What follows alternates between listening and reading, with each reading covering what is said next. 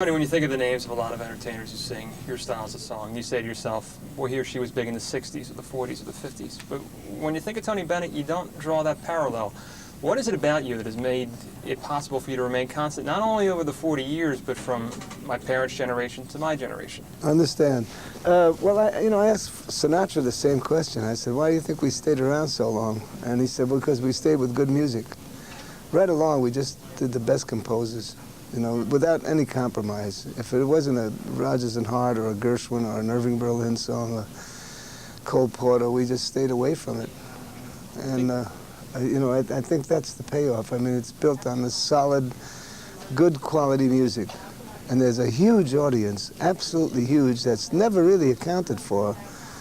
That there was such an accent on the Beatle demographics, the Beatle group, the yuppie age. They put such an accent on that it made everything else look like it wasn't even happening. That opera wasn't happening, that classical music wasn't happening, that jazz wasn't happening. And now country and western's coming up out of it, but that they were held down for many years themselves. I suspect in the near future that jazz will become just as big as country music. You think there's a lesson to be learned in that for future entertainers? A few years back you said that you're not in competition with the Michael Jacksons, the Bruce Springsteens, because 10 years from now your records will sell, where at this point it's hard to say what area they will go into. Yeah, well, rather than call a name like Michael Jackson or Springsteen, I think they'll always be around somehow, but there's an army of current fashion performers and it's known to the public. It's not just known to the industry. They just go up and down and out. There's an army. It's, the Madonnas, the Bruce Springsteens, the Rolling Stones, they seem to stick. They're like superstars. Phrases are funny, categories are funny, but they're like way above the niche in popularity. There's certain ones that are just very, very big. But you question an army of all of the others that, in fact, this summer alone, it was just an absolute failure. Rock and roll was an absolute failure when it came to producers. They all had to throw their hats in, to give up producing because they just lost tons of money. The halls just weren't filled up. Let's take a step back to your early days when you were first starting out. Tell me a little bit about this Joe Barry character. Well, I was a singing waiter and to make a living, and I loved it. I enjoyed singing that then, and as much as I enjoy singing now. Somehow singing just makes me feel good. When I sing, I feel very well. And I remember very clearly the total recall on the fact that I said, I don't care if I never make it, if I have to stay a singing waiter my whole life, I love it. I'm just going to keep doing this the rest of my life. Because I happen to like to sing. It has nothing to do with money or fame. It's always good, to have some money and some fame, but to be able to be blessed with the fact that you're doing something that you really love, that's a real gift. I should mention the fact that Joe Barry then was your original stage name, and then Bob Hope took the initiative and Bob Hope actually changed my name. He just said, that's too theatrical. He said, come on, what's your real name? I said, Anthony Dominic Benedetto, and he said, well, that's too long for the marquee. He didn't have any idea that there would ever be an Engelbert Humperdinck. So he said, let's Americanize you and shorten your name and call you Tony Bennett. When you think of Tony Bennett performing now in South Jersey, you think of Atlantic City, but obviously you had your share of Wildwood days as well. Do you remember that's any right. of those? Oh, sure. Yeah, the Steel Pier and Wildwood. Oh, yeah. We had great days there. I remember you talking about when you were here last time, playing at the Bolero Room, and you had Bill Haley in the comments playing next door. And right next door. It was cheaper admission, I think, to get into Bill Haley in the comments. You were the higher class. Yeah. At the time. But it's still the same. It doesn't really change that much. There's always some pots and pans going on around me, and I try to come in with some good music. And as I said before, there's a large army of people that love that kind of music. That's what I'm finding out. I go to the Hollywood Bowl in L.A., and here's an 18,000-seater, and it's packed out, or Radio City Music Hall, it's always packed out. So there's a huge audience that likes the Ella Fitzgeralds and the Sinatras and the Nat King Coles, and thank God for Jack Jones, Mel Torme. There's an army of people that love that kind of music. Let me throw some quotes at you. Tony Bennett, the best singer I've ever heard, Bing Crosby. The best in the business, Frank Sinatra. The epitome of what we were put on earth for. He was born to take people's troubles away for an hour. Judy Garland. Wow. Wow, is right. I know, that's pretty tough to live up you know, to. I've never been able to digest those accolades. I'll take them, believe me. But you know, I think I love, you know, Ella Fitzgerald is such a beautiful lady. You know, I told her, I said, you're the best. You know, I said, I've never heard anybody like you. She said, oh no, no, and she's very sincere. She said, everybody's good. She said, we're all here, we're all important. Everybody's important. And I just thought it was so beautiful that she has that philosophy. There's so many great, talented people. There's a lot of great, talented people. Many people that are undiscovered, but they have it. They're really on the ball. They have good brains and they have good talent. And then it's a matter of luck. And I've been very lucky to have Bob Hope come in and find me at a certain time. And the fact that these giants like Sinatra and Bing Crosby and Judy Garland think a lot of me, well, it's inspiring to me, and it really taught me a lot about discipline because I have to live up to those accolades now. You know, I used to be a bebop singer where I'd really just like to sing and, you know, didn't care too much about ambition or something, you know. But ever since these wonderful artists who are the greatest of my peers have said that I'm their favorite, I'm forced to live up to that, to those accolades, and it's really helped me because it's made me a disciplined person. Because of that, do you have any goals then when you go out on stage? Well, just to knock people out of their seats, try and knock them out of their seats, that's all, you know, just trying to have them enjoy the show. I found myself listening to When Did the Bells Ring for Me last night, and I was reminded of something that Frank Sinatra said of you, that you and he are the last two saloon singers, that singer who has the ability to, no matter how low you are feeling, convey in his song that, yeah, I've been there too. Why is it that that torch has not been able to be carried on? Well, I think George Burns gave the definitive answer to your question. He said years ago, performers had a circuit where they could go from town to town and get lousy before they got good. And, you know, today, you see someone on TV, young people, you know, and they look fantastic. They have energy and they're cooking. But they don't have the nuances that take about 10 years to learn how to walk on that stage. And it takes 10 years to just going from one town to another to learn, you know, just what to leave out and what not to do. And it takes time, just like any craft or any good business person, you know, it takes time to learn your business. And today, it's all kind of marketing, you know, they'll shoot somebody up to the sky, make them as big as the Beatles, or, you know, at that moment or something, and then they just crash right down. I think it's quite tragic myself, because they've made it a business, you know. They've just, the accountants and lawyers have kind of turned it into a big business, you know, rather than, I mean, years ago, if you were an entertainer, you had to be a Sammy Davis. Years ago, they'd give you the hook. They actually had a hook. Would you believe this? If you weren't any good, they used to have a hook, and they'd go, they'd hook you right off the stage.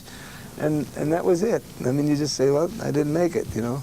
Up in Harlem, at the Apollo Theater, they used to have an old pig bag, the stomach of a pig, you know, and just the skin of the pig.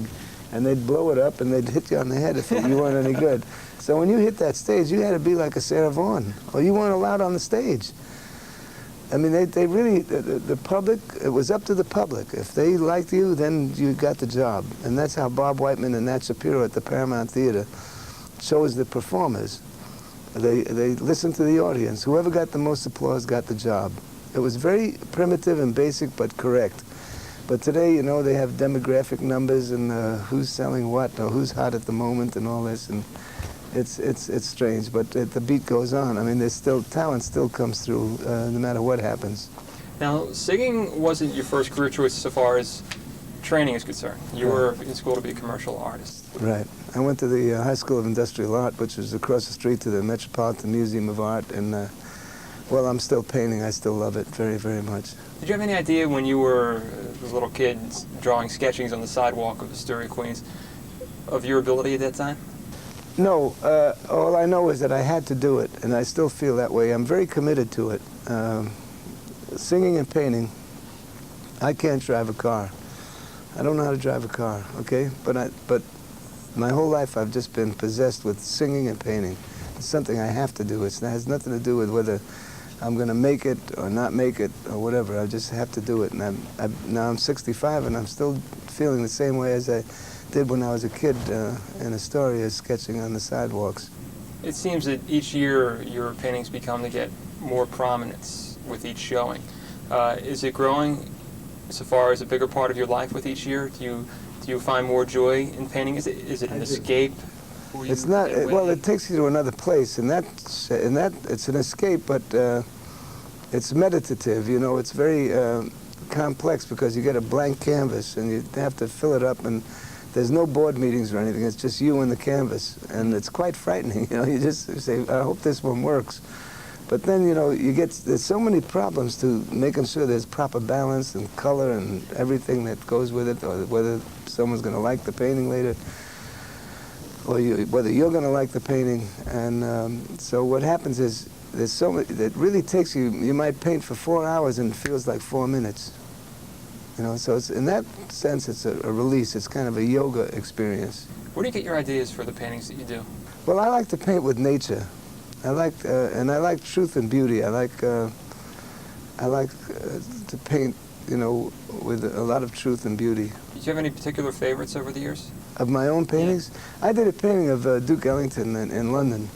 I call it Black Rain, and it was kind of a visionary kind of painting. It was way before any of the riots and changes of civil rights movements and all that, and it was way before that.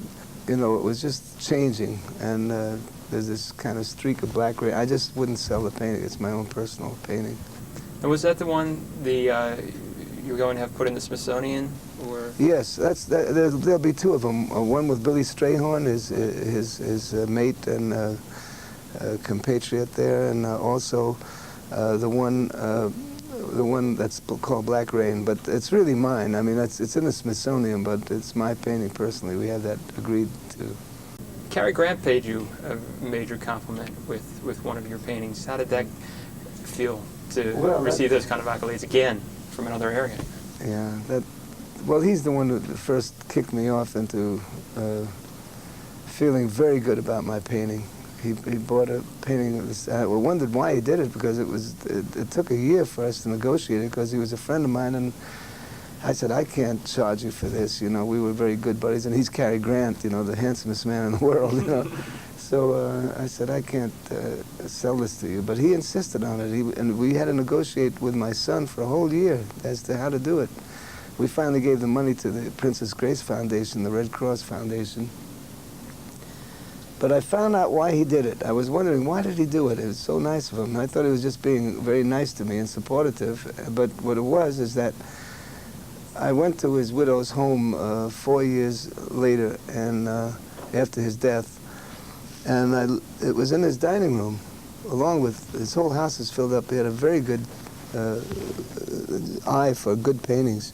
So he had some wonderful Diego Rivera paintings and very wonderful paintings. And I saw my painting, and I was knocked out to see it. I hadn't seen it for 4 or 5 years. And then I looked out in the window, a big picture window, over his valley where he lived in L.A., and it looked exactly like the south of France. Mm-hmm. And it was really, he really had a reason for buying it. And it was very gratifying for me.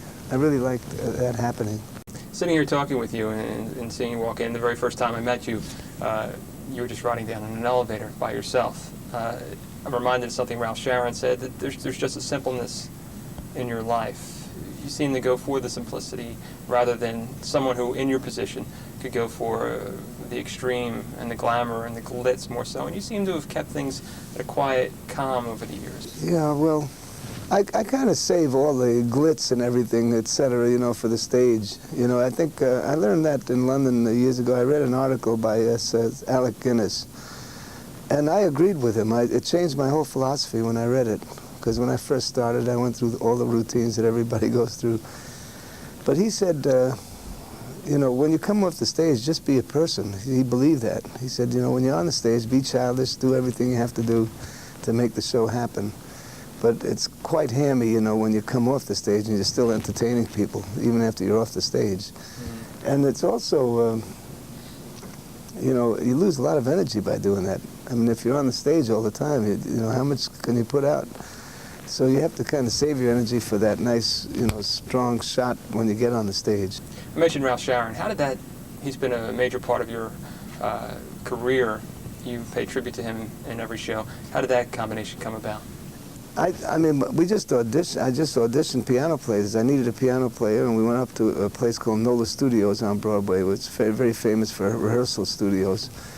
And I just listened to 2 or 3 fellas, and he was about the 3rd one in, and I said, "You got the job." And that was it. And we've been together 25 years now, and I can't ask for a better colleague or a nicer person to be around. He's just very intelligent and a wonderful musicologist. He knows an awful lot about music. And he is credited with finding your signature song. He's found all my songs, not just I Left My Heart in San Francisco, but I Want to Be Around and The Good Life and all these songs. You know, he's found all of them for me. Getting back to the signature song, do you ever get tired of singing it? Obviously, wherever you go, that's what people want to hear. Oh, you get tired of making love? Enough said. That's a good point. Yeah, no, it's a great city, and it's really afforded me. It's become my favorite song because it's given me the greatest career. I can work in palaces like this, and I've sung for kings and royalty and presidents, and I've commissioned all over the world. Just before I came here, I sang for every banker in America in San Francisco. So I'm not going to knock that song. Everybody else can, but I'm sorry. Personally, it's my favorite song, and I love singing it every night. Any plans to slow down, or are you just going to continue? Well, I personally, my own belief is that a performer or any artist of any kind, whether they're cooks or whether they're, painters or ballet dancers or whatever, I don't think if it isn't athletic, if you're just using your head and your heart and your mind and your hands, I think you should never retire. I think if you have an 8 to 5 job, yeah, that's hard work. If you just have to make a living and this is what we do and we take the weekends off, it's hard. And I think then you should retire for the last 20 years because you worked hard. But when you do something with great joy like I do, there's a phrase, it's called stealing the money. It feels like you're stealing the money. You do something that you love and you're getting paid for it. So I don't think you should retire. I think George Burns and Bob Hope and all the great ones like Bing Crosby and Fred Astaire, they went right to the end. They just kept swinging right through it. Picasso, Casals, Vladimir Horowitz. They go right to the end. They just keep working. And Count Basie, Duke Ellington were that way also. I think good performers don't dare stop. They just keep going.